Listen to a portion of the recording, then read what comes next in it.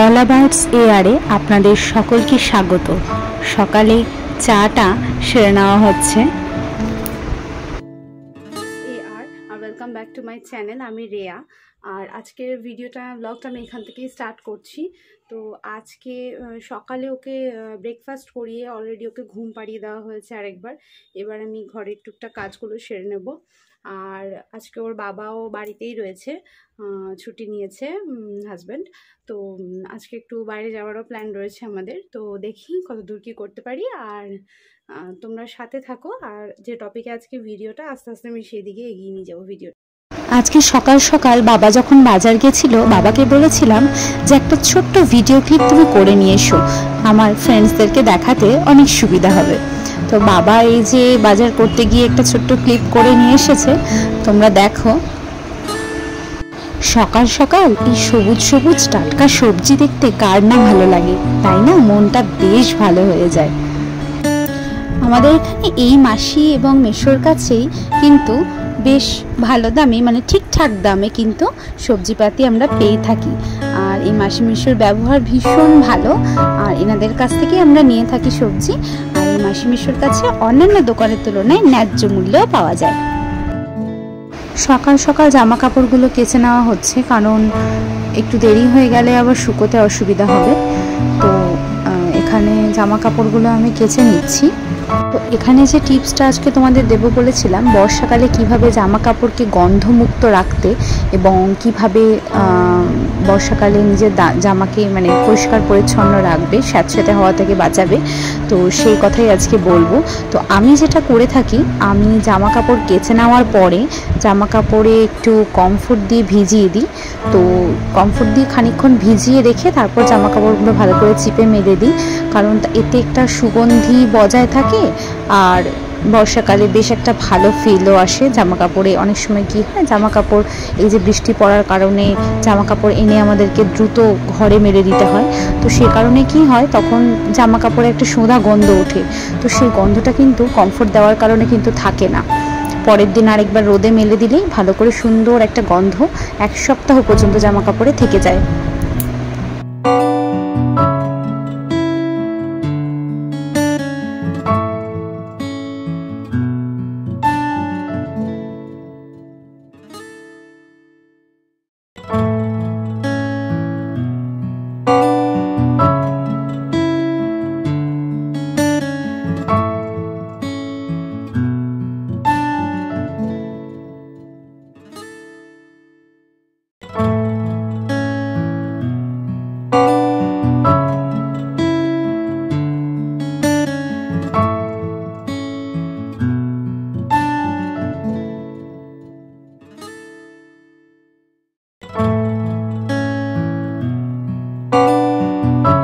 আদি এখন মোটামুটি এমনি ভালো রয়েছে, কিন্তু তবুও ওকে মেডিসিনসগুলো আমরা কন্টিনিউ করছি যতদিন ডাক্তারবাবু দিতে বলেছেন। দেখা যাক কতদূর কী হয়। কিন্তু মানে ওর শরীর খারাপ থাকলে সত্যি আমাদের বাড়ির সকলেরই মন খুব খারাপ হয়ে যায়। তবে ও একটু ভালো থাকলে আমাদের বেশ ভালো লাগে। তবে ও কিন্তু এমনই, ও বুঝতে দেয় না যে ওর শরীর খারাপ হয়েছে। ওর শরীর খারাপ হলেও কিন্তু ভীষণভাবে অ্যাক্টিভ থাকে। আর আমাদের সাথে সবার সাথে যেরকম নর্মালি মজা করে সেরকমই ও মজা করে। আর এখানে উনি উঠে পড়েছেন ঘুম থেকে। আর এদিকে ওর পাপা তো আজকে ছুটিতে রয়েছে, তাই ওর পাপা ওকে নিয়ে বাইরে ঘুরছে।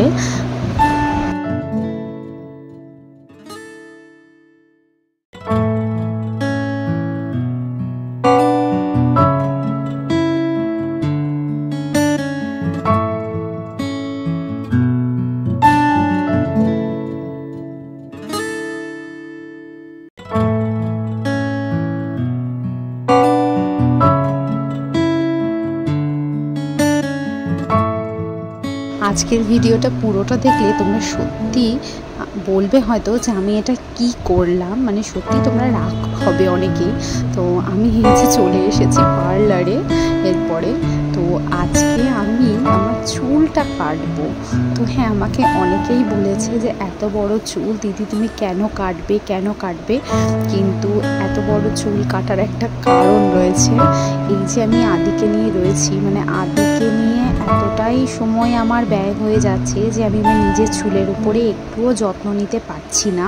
তো সেই কারণেই আমি চুলটা কাটছি। আর যত্ন নিতে না পারার কারণেই কিন্তু চুল উঠে যায় প্রচুর পরিমাণে। তো সেই চুল ওঠার হাত থেকে বাঁচার জন্য কিন্তু আমি আমার চুলটা কেটেছি। এমন নয় যে আমি হ্যাঁ যে মানে এমনি কেটে নিলাম চুলটা, সেটা নয়। কিন্তু আমি কিন্তু ওই সমস্যার হাত থেকে রেহাই পাওয়ার জন্যই কিন্তু আমি চুলটা কেটে নিয়েছি। তবে এই বর্ষাটা পেরিয়ে গেলে কিন্তু চুলটা আস্তে আস্তে আবারও বেড়ে যাবে। এই যে একটু যত্ন নিলেই এবার বেড়ে যাবে। আর চুলটা ছোট থাকলে কিন্তু বাচ্চা নিয়েও চুলের যত্ন নেওয়াটা সম্ভব। তাই আমি চুলে একটা হেয়ার কাট দিয়ে নিয়েছি। অনেক দিন থেকে ইচ্ছে ছিল, তো ওই জন্য হাজব্যান্ড বললো তোমার ইচ্ছা কেন থাকে, তুমি তোমার ইচ্ছে মতো একটা হেয়ার কাট নিয়ে নাও। তো আমি এই স্টেপ কাট করে নিয়েছি। আর এখানে আমি রেডি হচ্ছি, একটু বেরোনোর রয়েছে আমাদের। এখন সন্ধ্যাবেলা আমরা একটু বেরোবো, তিনজনে একটু ঘুরতে যাব, আর একটু কেনাকাটারও আছে, সেই জন্য যাব। এই যে আমরা তিনজন রেডি হয়েছি একটু বেরোবো বলে। এই যে হাজবেন্ড বললো যে চলো একটু ঘুরে আসি, একটু তো এখন ভালোই আছে, তাই জন্য একটু ঘুরু ঘুরু করেই আসি আমরা সবাই মিলে। বলো বাই বলো।